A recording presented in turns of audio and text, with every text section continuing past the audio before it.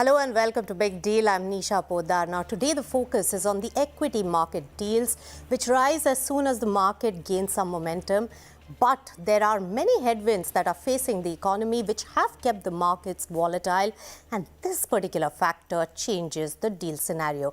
Let's understand from our experts joining us today on Big Deal, Deepak Ramachandra, the Managing Director and Co-Head of Equities at Axis Capital, and Rahul Arora, CEO of Nirmal Bang Institutional Equities.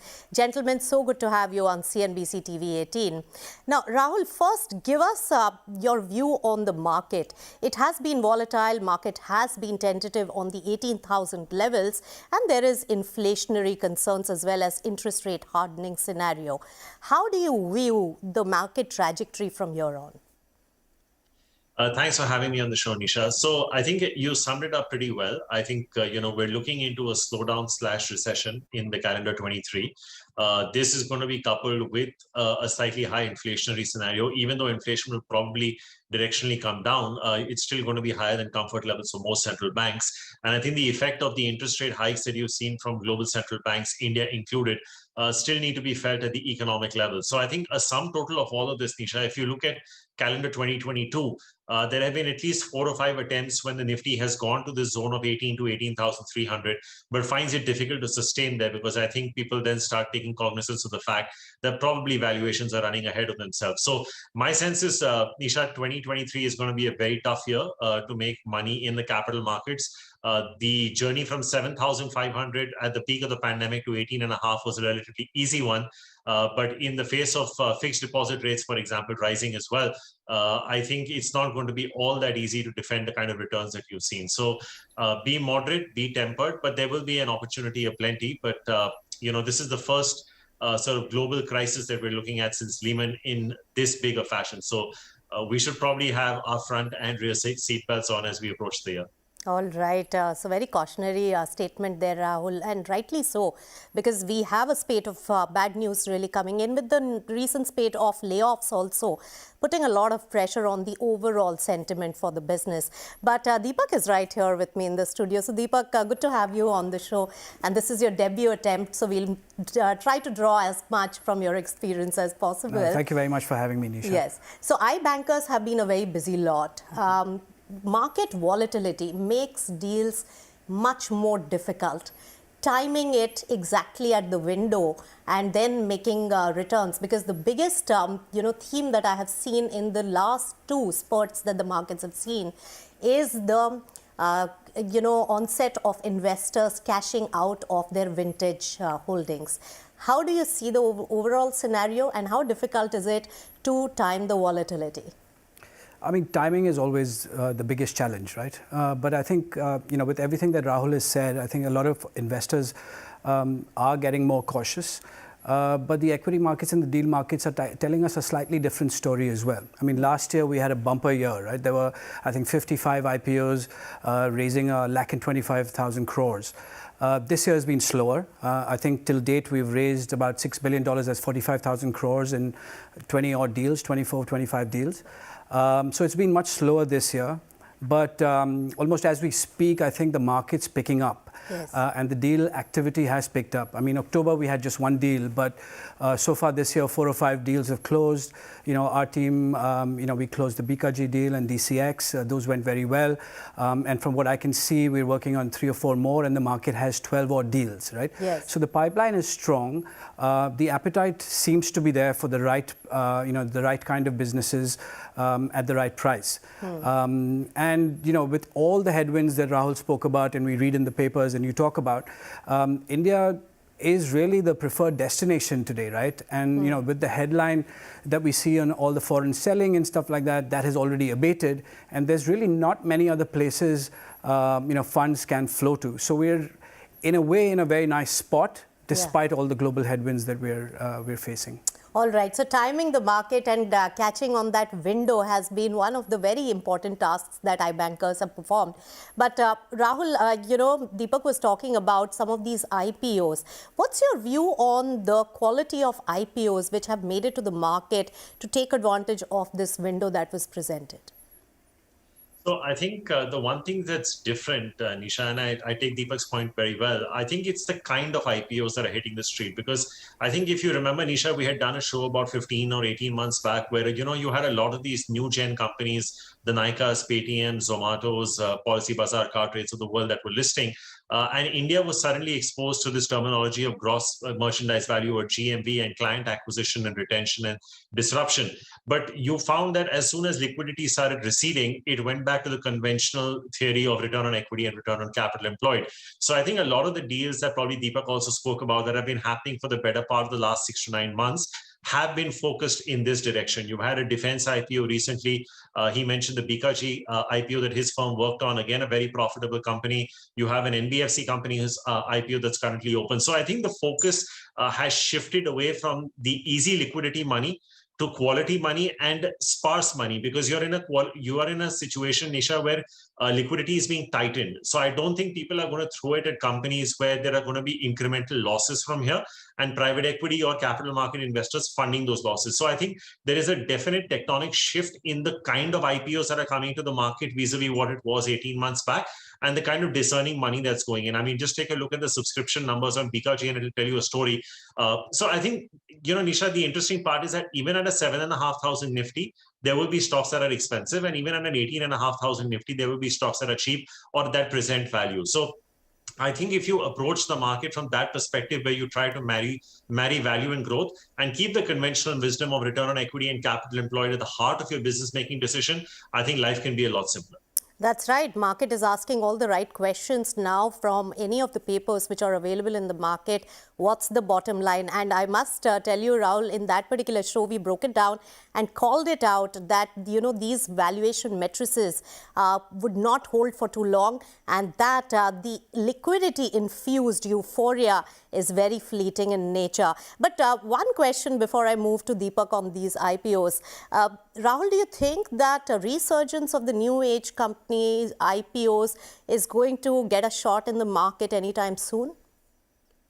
They will definitely test the waters from time to time, Nisha. But I think the kind of plethora of IPOs that you saw in the better part of the pandemic, I don't think that kind of gush of IPOs is going to come back. I think it's going to be the more traditional companies that are going to come back. I mean, even if you look at a lot of these companies, right? I mean, look at what a Nykaa had to do to just prevent the lock-in from going away. They had to issue bonus shares. Zomato is now talking about, okay, fine, client acquisition was a thing of the past. We are focused on profitability. So I think the promoters themselves are being forced to think of ways to, get profitable and hold on to their investors when the time of lock-ins go out. So Nisha, I think the only other parallel that comes to my mind, and maybe my career has not been as long as a lot of investors. I've been in the market for about 20 years, but the only parallel I can draw is 2008, when a lot of real estate IPOs came out.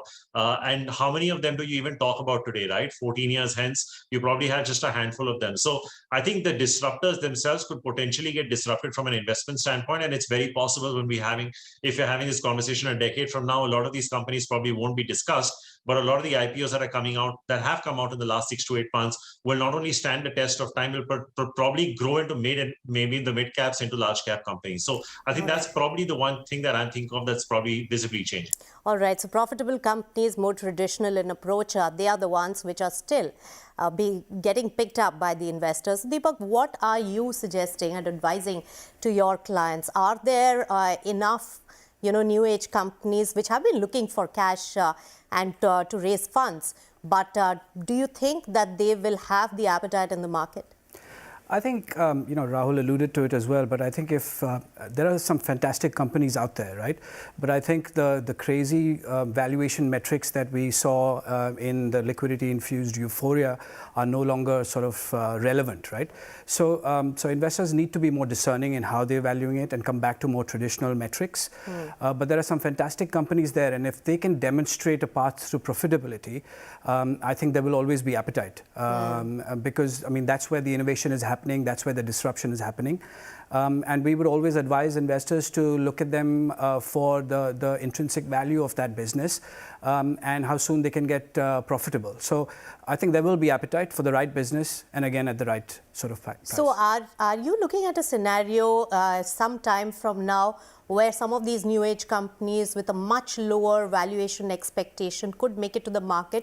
Is there any timeline in mind? Is the work going on that front at all? There's a lot of work going on, and I think in the year ahead, we are seeing, $4 or $5 billion of sort of IPO pipeline in the new tech space, and some of them are very, very good companies, like I said.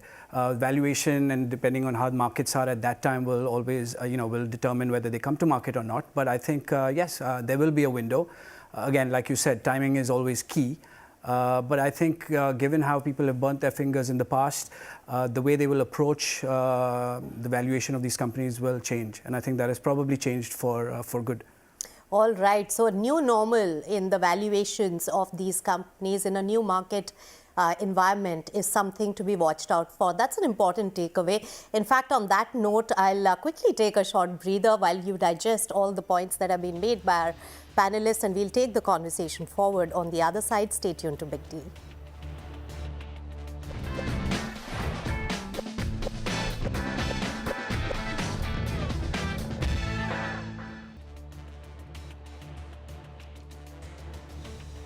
Welcome back. You're watching Big Deal and we are discussing the equity market transactions in a volatile market.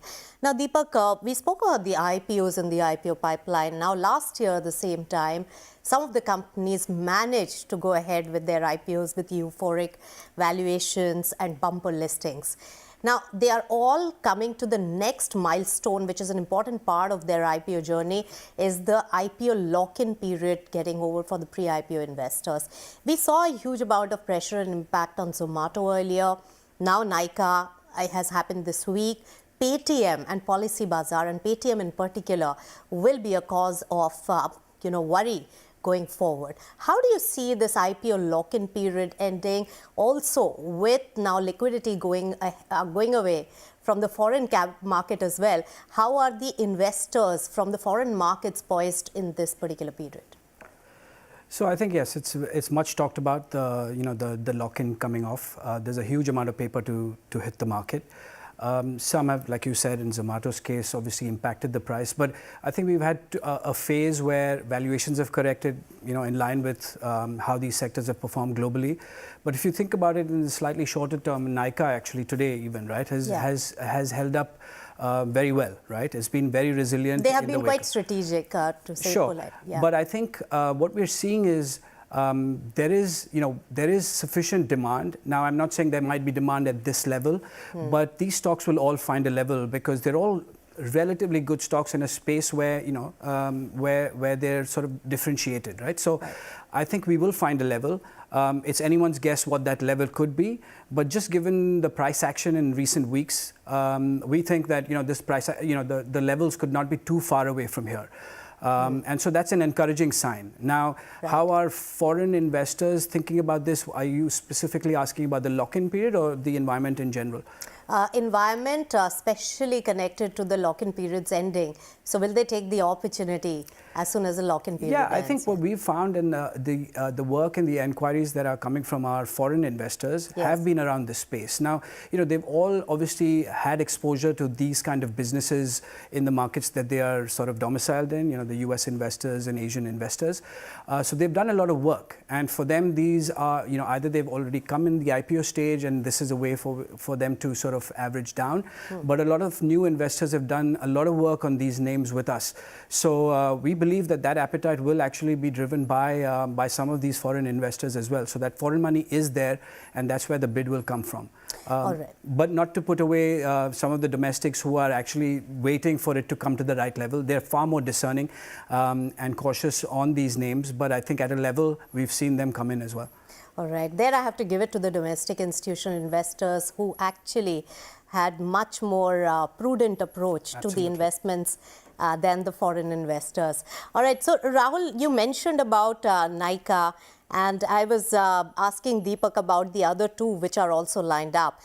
From the sense that I got from what Deepak said is also that most of the negative news probably is baked in, and the stock prices are substantially lower than their IPO price. What is your view on these companies, now Nykaa as well as Paytm, Policy Bazaar? So, Nisha, if I can just on a lighter note, the famous Maruti commercial, which actually spoke about the economy of the car, and the tagline used to be "Kitna deti hai." I think the question is you have to ask what kind of returns at what acquisition price. And as you very rightly pointed out, I think most of these new age technology companies, whether they were in fintech or consumer tech, are down to anywhere between half to about a fifth of their 52-week highs. Let's take a look at Zomato, since you were discussing that with Deepak a little earlier. I think Zomato's high was about $190 or thereabouts, currently trading at about 60, give or take. Now, you're sitting in a quarter where you have a 2020 World Cup and then you have a FIFA World Cup to follow. So obviously the delivery business is going to do really well. Now, these are just case in points. So now the question is, do you invest in these companies as a trade, or do you view them as long-term investments? But I think if the trajectory of profitability is all right, which basically means is if a company has done 100 crores of losses in year A, if that number can come down by 15-20%, and I have visibility of that, I'm okay if the losses are there, but they're coming down. But because the prices are at 1/4 or 1/5 of 52-week highs, it becomes a slightly more compelling investment argument. So this can probably be applied to across the board. Nykaa is obviously probably more an urban or a tier 1 or a metro kind of a story. So if you're positive on, urban discretionary, I think Nykaa at the peak was about 2,400-2,500. So these are cases you can make. I think a lot of these are at interesting price points. Nykaa is an exception because I think it does make a profit and it has a marginal return on equity as well. But I think if you try to marry the fact that losses will come down, it's not going to require further private equity money to fund the losses, and the fact that they've come off substantially, they may not be bad trades or investment ideas. All right, so quite compelling at these price points, and also, but I would think about the IPO investors who invested at much higher valuations and may be under pressure to really cash out, because for the time being cash could be king and they may want to cash out. So that's one of the aspects to really watch out for. Can I make a point there? You talk about the pre-IPO investors and the private equity investors who might want to cash out. Now, they've identified these companies very early on. They're sitting on, despite them, many of these have come off quite a long way. They're still sitting on very good returns. But our conversations with our private equity, clients, they've displayed a pretty good sense of responsibility around it. They want this to happen in an orderly fashion. Right. While they obviously want to time the market and get the best price out, I think they want to see it in an orderly manner, right? And continue to be sort of responsible partners to whichever companies they've invested in. Yes. Because they all own fairly significant stakes in these companies. So unless it's a full exit, they would want this to happen in the smoothest possible manner with the least impact. That's a very important point, and that's what I was watching out for in Zomato as well, and that's where an investment banking advisory also comes into play to a large extent. And also the founders' relationship with the investor community is also very critical at this point. But let me jump to another important asset class that we have built over the years, and in an interest rate hardening scenario where capital is going to get expensive and equity market volatility may not give you that premium pricing. At that time, REITs and InvITs are coming handy for many capital intensive sectors. What is the action there? Yeah, those two spaces are just absolutely going to roof it, I think. Like you were talking in the break, the space is ready to explode. We've had some good transactions over the last year or so. The people are understanding these products much better. The REITs, obviously, with anybody who wants a yield, but the growth pickup of equity, that's a great sort of way to do it. On the InvIT side, it's really what has happened is, it's allowed us to segregate developer exposure and operator exposure, right? And that has been key because a lot of people in the past have lost their shirts, if you may, on taking developer exposure. So the InvITs allow you a fantastic vehicle. Are you seeing a huge amount of interest? Because we have unlisted also ones now, not publicly traded. There again, a lot of money can really come in. Absolutely. And the InvITs is where we're seeing a lot of action. Our teams are working on 3 or 4 very large transactions at the moment, and we're seeing interest from across the board. And that's the other point. The depth of this market also has expanded, over the course of the last 2 years. So it's not just the big foreign sort of income funds. There are some domestic balanced funds that are coming in and are looking for it. There are family offices that and with the thrust on infrastructure development by the country. Rahul, very quickly, your end note on this particular space. How bullish are you on this? Because in an interest rate hardening scenario, in a volatile market, a safe investment with a fixed and equity combination, which REITs and InvITs present, could be a safer and a more cautious approach for many investors. So I think, Nisha, the best way to look at it is it's an alternate investment class. So when you talk about alternate investment funds and a reasonable amount of exposure that goes into it, it's the markets in India are not that deep and penetrated or liquid on the non-equity side, which is debt. And the Reserve Bank of India and the government have been doing whatever they can. The good part, Nisha, is that especially on the InvIT side, the government of India itself is doing a lot of deals, whether it's gas pipelines, power transmissions, and a lot of others. I think a lot of road projects are coming through InvITs. And when you have the government of India, going down this route, it becomes that much more reassuring for the private sector to go down.